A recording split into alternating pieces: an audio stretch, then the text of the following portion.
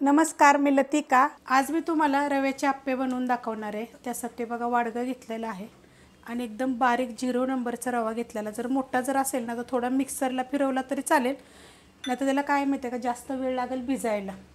जसं आता ही आपण 15 मिनिटं टाकणार आहे तर त्याला 20 मिनिटं लागतील।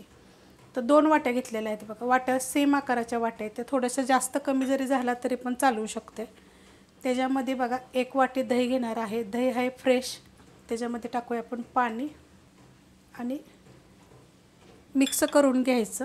आपण ह्याच्यामध्ये 1च वाटी बघा पाणी टाकलेलं होतं, ह्यात मी अजून थोडंसं पाणी टाकणार आहे, म्हणजे कमीत कमी तरी आपल्याला ह्याच्यामध्ये 1.5 वाटी पाणी टाकायचे। आता हे मिक्स करून घेते।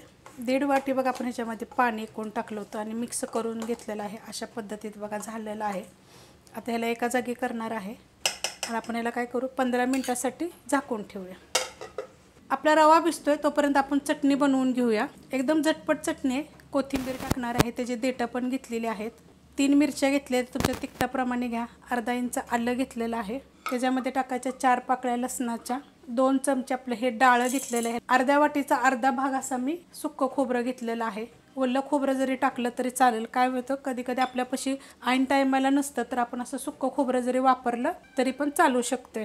छोटा 1 चमचा टाकणार आहे जिरे, छोटा 1 चमचा टाकणार आहे धने पावडर आहे। अख्खे धने जरी तुम्ही टाकले तरी पण चालू शकते। अर्धा चमचा साखर, चवीप्रमाणे टाकायचं आपण मीठ। आता त्याच्यामध्ये काय करणार आहे, अर्धा लिंबाचा रस पिळणार आहे। जर तुम्हाला लिंबू आवडत नसेल तर तुम्ही 1 चमचा दही जरी टाकलं तरी चालेल, नाहीतर अर्धा चमचा आमचूर पावडर जरी टाकली तरी चालेल। लिंबू मी पिळून घेतलेला आहे अर्ध। आता ह्यात काय करायचं, तुम्हाला जर एकदम हिरवीगार जर चटणी पाहिजे असेल का नाही तर 2 बर्फाचे खडे टाकायचे। मी एकदम थंड असं पाणी घेतलेलं आहे बघा आणि मिक्सरला फिरवून घेणार, एकदम बारीक पेस्ट करायची। चटणी बघा मी बारीक करून घेतलेली अशा पद्धतीत झालेली आहे। एवढी तरी पाहिजे आपल्याला आप्पेभर खायला। तुम्हाला पाहिजे तर तुम्ही जिरे, मोहरी, थोडंसं हिंग, कढीपत्त्याचे पण तुम्ही ह्याच्यामध्ये तडका देऊ शकता। आता ही मी साईडला ठेवते। रवा आपण झाकून ठेवला होता, 15 मिनिटं झालेले आहेत बघा। मस्त असा हा रवा फुगलेला आहे आणि पाणी पण आपलं त्याला पूर्ण हे करून घेतलेलं आहे बघा। अशा पद्धतीत होतं। आता ह्याच्यामध्ये आपण साहित्य टाकून घेऊया। तर 1 छोट्या आकाराचं गाजर बघा, साल काढून स्वच्छ धुवून साल काढून खिसून घेतलेलं आहे। छोटी 1 शिमला मिरची घेतलेली, अर्धी घेतली तरी चालेल। कोबी घेतलेला आहे, तुम्हाला आवडीप्रमाणे घ्या, नुसतं तुम्ही गाजर आणि शिमला मिरची जरी घेतली तरी चालेल। आता हे टाकून घेऊया आणि हे सगळं किती आहे, 2-2 चमचे आहे। 2-2.5 चमचे असं आहे। कोबीचे 2.5 चमचे आहे आणि बाकीचं 2-2 चमचे आहे सगळं। थोडंसं जास्त कमी टाकलं तरी पण चालू शकते। त्यात टाकणार आहे मी कोथिंबीर, त्यात टाकायचं आपल्याला थोडंसं जिरं, कच्चं जिरं आहे हे, चवीप्रमाणे टाकायचं मीठ। त्यात टाकणार आहे बघा आलं आणि हिरवी मिरची, मी अशी कुटून घेतलेली आहे बघा। तिखटाप्रमाणे घ्या, अर्धा इंच आलं आहे आणि 2 हिरव्या मिरच्या आहेत। आता हे काय करूया, आपण चांगलं मिक्स करून घेऊया। मस्त असं बघा मिक्स करून घेतलेलं आहे व्यवस्थित। ह्याच्यामध्ये टाकणार आहे 1 चमचा सफेद तेल, ते पण आपण चांगलं मिक्स करून घेऊया। ते टाकल्यानंतर पण मी चांगलं मिक्स करून घेतलेलं आहे। त्याच्यात टाकायचं तर आपल्याला खायचा सोडा, तर खायच्या सोड्याच्या जागी तुम्ही इनोसुद्धा वापरू शकता। आणि त्याच्यावर टाकायचं आपल्याला थोडंसं पाणी। पाण्याच्या जागेवर तुम्ही अर्धा चमचा लिंबाचा रस जरी टाकला तरी पण तुम्ही चालू शकता। मिक्स करून घेऊया। सोडा टाकल्यानंतर बघा मस्त असं मी मिक्स करून घेतलेलं आहे। सोड्याच्या जागी तुम्ही इनो पण वापरू शकता। सोडा कसा जास्त दिवसाचा जर असेल का नाही तर मग त्याचा जरा उपयोग होत नाही, तर त्यासाठी जरा चांगला असावा सोडा, म्हणजे जास्त दिवसाचा नसावा। आता आपण बनवायला घेऊया। आप्पे पात्र बघा गरम करत ठेवलेलं आहे, त्याच्यामध्ये आपण थोडं थोडं तेल टाकून घेऊया सगळीकडं। तेल बघा मी टाकून घेतलेलं आहे। आता आपण ह्याच्यामध्ये ठेवून घेऊया। मस्त होतात बरं का आणि चवीला पण खूप छान होतात। सगळीकडे बघा मी आप्पे टाकून घेतलेले आहेत।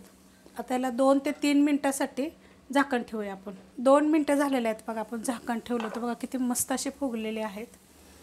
आता आपण ह्याला हलवून घेऊया आणि ते छान होतात आणि चवीला पण छान होतात बरं का ना। खूप रेसिपी टाकलेल्या आहेत मी आप्प्यांच्या वेगवेगळ्या पद्धतीनं। आता हे सगळे काय करते मी पलटी करून घेते व्यवस्थित। पलटी करून झाले बघा। आता ह्याच्यामध्ये काय करायचं, थोडं थोडं एकदम तेल सोडून घ्यायचं। तेल सोडून घेतलेलं आहे। आता आपल्याला काही झाकण वगैरे ठेवायचं नाही आहे। 1-2 मिनटं आपल्याला चांगलं भाजून घेऊया। 2 मिनटं झाले आहेत बघा, मिडियम गॅसवर ठेवले होते। असे थोडे थोडे आपण आपल्याच हाताने असं काय करायचं, हलवायचं बघा किती मस्त झालेले आहेत। असं कधी पण हलवायचं, कारण हे मधले ना लगेच भाजले जातात, ते वाटलं ते एका साईडला ठेवायचे। हे बघा आणि कमी तेलामध्ये एकदम थोडंसं तेल टाकून झालेलं आहेत।